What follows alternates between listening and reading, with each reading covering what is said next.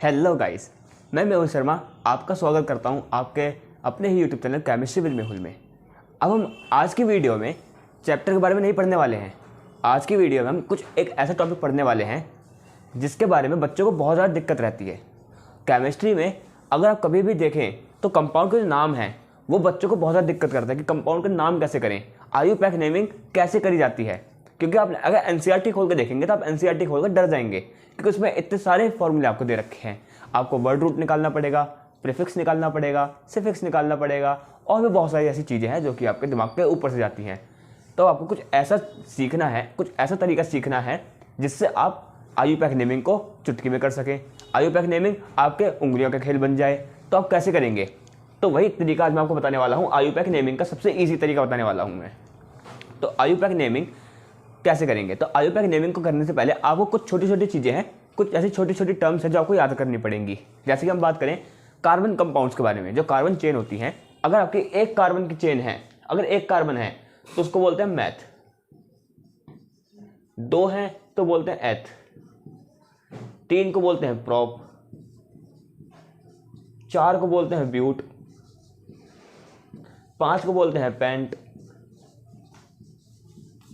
छह को बोलते हैं हेक्स, सात को बोलते हैं हेप्ट, आठ को बोलते हैं ऑक्ट, 9 को बोलते हैं नॉन और 10 को हम बोलते हैं डेक। तो ये आपके कुछ ऐसे नाम हैं, आपको ये याद रखने बहुत कंपलसरी हैं। क्योंकि अगर आपको ये नाम याद नहीं है तो आपकी नेमिंग, मैं कहूँगा कि आप चाहे कोई सा भी आप तरीका कर लीजिए, आपको वो नेमिंग ईजी नहीं लगेगी क्योंकि अगर आपको ये नाम ही याद नहीं है तो। अब देखिए, दूसरी चीज़ आपको क्या याद रखनी है?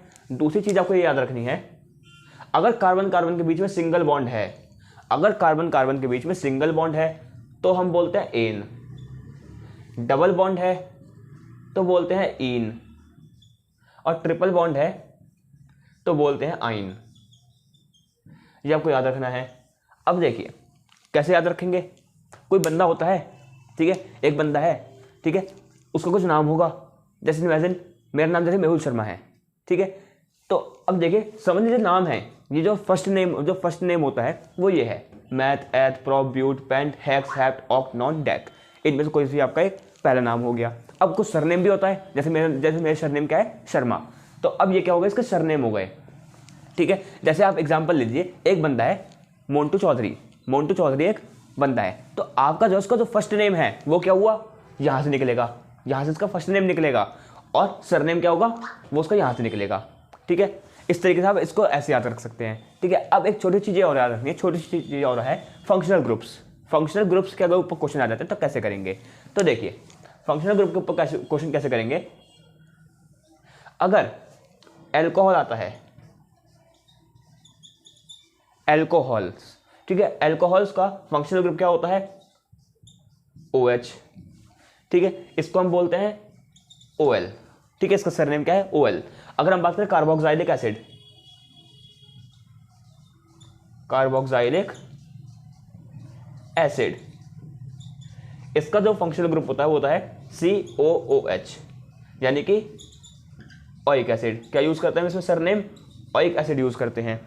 हम बात करें एल्डिहाइड्स,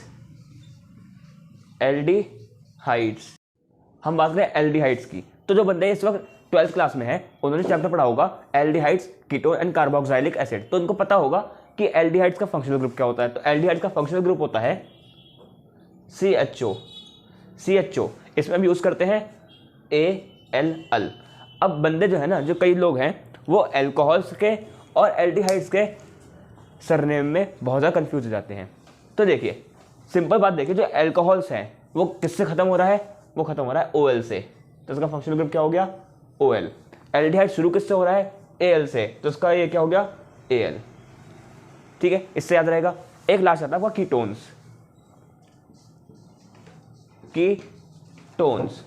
कीटोन्स का जो आपका फंक्शनल ग्रुप होता है वो होता है C डबल बॉन्ड O। आपका क्या होता है? कीटोन का ये फंक्शनल ग्रुप होता है, ठीक है। इसके लिए आप क्या यूज करते हैं? इसके लिए यूज करते हैं ONE ऑन। तो आपको ये चीज़ें याद रखनी पड़ेंगी। इसको आप जल्दी से आप नोट कर लीजिए, इसका आप स्क्रीनशॉट ले लीजिए, पर आपको ये याद रखना है, ठीक है। इसको नोट करिए।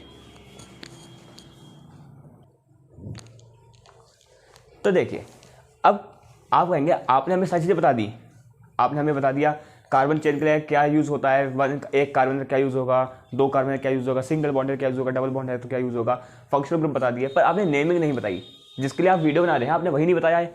तो देखिए अब शुरू करते हैं अब हम। तो सबसे पहले आप नेमिंग की बात करें। नेमिंग की अगर आप बात कर रहे हैं, किसी भी कंपाउंड के नेमिंग की बात कर रहे हैं, तो नेमिंग को अगर आप केमिस्ट्री का टॉपिक पढ़ के समझेंगे तो आप बहुत ज़्यादा दिक्कत में आ जाएंगे, क्योंकि आपके दिमाग में फिर घूमेगा वर्ड रूट, प्रीफिक्स, सफिक्स। ठीक है, सिंपल आप मैं बोलूँ तो आपको जो है ना इसको समझना है रिलेशन। सब क्या समझना है? रिलेशन, रिश्ता समझना है आपको। किसके बीच का रिश्ता? एक पापा का और एक बेटे का। एक पापा का और एक बेटे का आपको क्या समझना है? रिश्ता समझना है। ठीक है, ये रिश्ता बहुत मजबूत रिश्ता है, इसलिए हम इस रिश्ते की बात करेंगे। एक पापा का रिश्ता, एक बेटे का रिश्ता। तो देखिए इसमें आपको क्या करना है। देखिए आप जानते हैं जो पापा हैं वो उम्र में बड़ा होते हैं। क्या बात कर रहे हो, वो तो सबको पता है कि पापा जो उम्र में बड़ा होता है और बेटा उम्र में छोटा होता है। तो अब यही चीज़ है आपको, जो कार्बन चेन है, अगर हम बात करें कार्बन चेन की, जैसे हमें कोई कार्बन चेन दे रखे है CH3, CH2, CH, CH3 और CH3, आपको एक कार्बन चेन दे रखी है। तो आपको इसमें से पहले ढूंढना पड़ेगा इसमें पापा कौन है, इसमें बेटा कौन है। सर जी क्या बात कर रहे हो, ऐसे थोड़ा ना होता है, ऐसे थोड़ा ना होता है। अगर आप आयुपैक नेमिंग समझा रहे हैं तो ऐसे थोड़ा ना समझाई जाएगी आयुपैक नेमिंग। तो देखिए समझिए आप, अगर आप धीरे धीरे करके स्टेप बाय स्टेप समझेंगे ना तो उसका जो नाम है ना वो सेम वैसा ही निकलने वाला है। तो देखिए पापा उम्र में बड़ा होता है, बेटा उम्र में छोटा होता है, तो जो लॉन्गेस्ट चेन है, जो लॉन्गेस्ट चेन है वो क्या होगा? आपका पापा होगी। अब लॉन्गेस्ट चेन आप कैसे देखेंगे?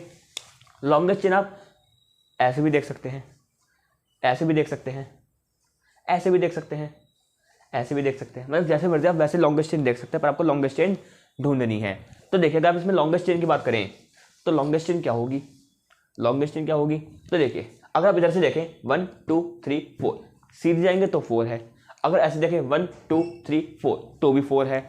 अगर ऐसे देखें 1 2 3 तो यहाँ पे 3 कार्बन की चेन आएगी, यहाँ पे 1 2 3, तो ये तो आपकी कैंसिल हो गई, ये वाली तो आपकी कैंसिल हो गई। तो आप या ये देख सकते हैं या ये देख सकते हैं।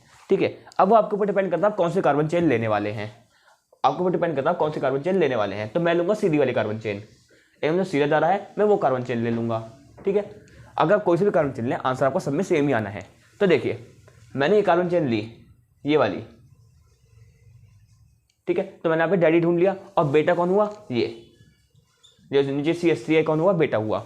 ठीक है, अब हम बात करते हैं नंबरिंग की। जैसे आप जानते हैं नोमेनक्लेचर करते वक्त, आयुपैक नेमिंग करते वक्त आपको नंबरिंग का भी ध्यान रखना होगा।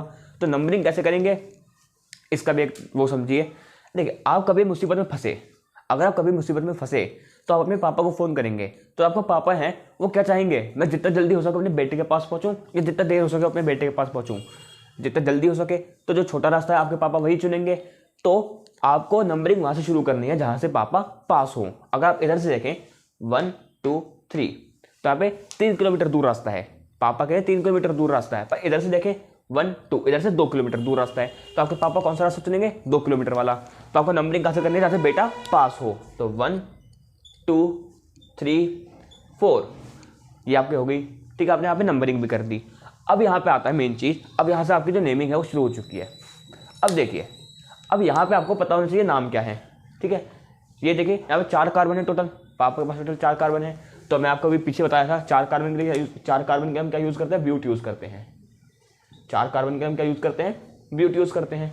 ठीक है, तो अब देखिए यहाँ पे ब्यूट होगा, यहाँ पे बेटे कितने हैं? एक बेटा है। एक बेटे के लिए हम क्या यूज़ करते हैं? एक कार्बन के लिए मैथ यूज़ करते हैं। ठीक है, अब यहाँ पे आपके दिमाग में एक क्वेश्चन आया होगा, एक क्वेश्चन आपके दिमाग में आया होगा कि सर अब ये बताइए नाम पहले किसके लिखें? पहले हम लॉन्गेस्ट चेन का नाम लिखें या ये जो नीचे कंपाउंड है इसका नाम लिखें? पहले डैडी का नाम लिखें, पहले बेटे का नाम लिखें? तो इसे समझिए, कोई भी पापा है वो क्या चाहेंगे? कोई भी पापा क्या चाहेंगे कि मेरा बेटा इतना कामयाब हो कि मुझसे पहले मेरे बेटे का नाम लिया जाए। तो जो पापा है ये भी यही चाहते हैं कि मेरा बेटा जो है कुछ ऐसा काम करे कि मुझसे पहले जो मेरा नाम है मेरे बेटे के नाम से जाना जाए। तो सबसे पहले किसका नाम लिखेंगे? पहले हम नाम लिखेंगे बेटे का। तो बेटे कितना है? एक बेटा है जिसका क्या नाम है? मैथ। और बेटे को पकड़ा कौन से नंबर पे पापा ने? दूसरे नंबर पे, तो नाम क्या होगा? 2 मैथ। और बेटे के लिए सरनेम यूज होता है आइल। YL आइल, ठीक है, 2 मिथाइल। अब पापा की कार्बन चेन कितनी है, 4 कार्बन की चेन है, यानी कि ब्यूट, सिंगल बॉन्ड है सब में सिंगल बॉन्ड है, तो क्या आएगा एन। तो क्या बन गया ये 2 मिथाइल ब्यूटेन। इस तरीके से आपको आयुपैक नेमिंग बहुत इजी तरीके से पढ़ेगी। अब इसमें ना तो हमने कोई प्रीफिक्स ढूंढा, ना कोई सफिक्स ढूंढा, ना कोई वर्ड रूट ढूंढा, सिंपली हमने क्या किया, एक रिलेशन समझा पापा का और एक बेटे का, जिससे आपका जो नाम है वो निकल गया 2 मिथाइल ब्यूटेन नाम निकल गया। ठीक है, इस तरीके से आप नेमिंग करेंगे ना तो आपका बहुत ईजी पड़ेगा। और केमिस्ट्री ऐसा ही सब्जेक्ट है जिसके आपको खाली कुछ नहीं करना होता, आपको खाली मज़े लेके पढ़ना होता है। अगर आप मज़े लेके पढ़ेंगे ना तो आपको केमिस्ट्री बहुत ईजी सब्जेक्ट लगेगा। ठीक है, तो पहले इसको नोट करिए, आप कर लिया। तो उम्मीद करता हूँ आपको आयुपैक नेमिंग बहुत अच्छी तरीके से समझ आ गई होगी। अब हम अगली वीडियो में ना आयुपैक नेमिंग के कुछ और एग्जाम्पल लेके आएंगे, कुछ अच्छे से और एग्जाम्पल लेके आएंगे, जिससे आपको आयुपैक नेमिंग अच्छी तरीके से समझ आ जाएगी। तब तक के लिए अगर आपको वीडियो अच्छी लगी है तो वीडियो को लाइक करिएगा, चैनल पर नए चैनल को सब्सक्राइब करिएगा। मिलता है आपको अगली वीडियो में, तब तक के लिए गुड बाय।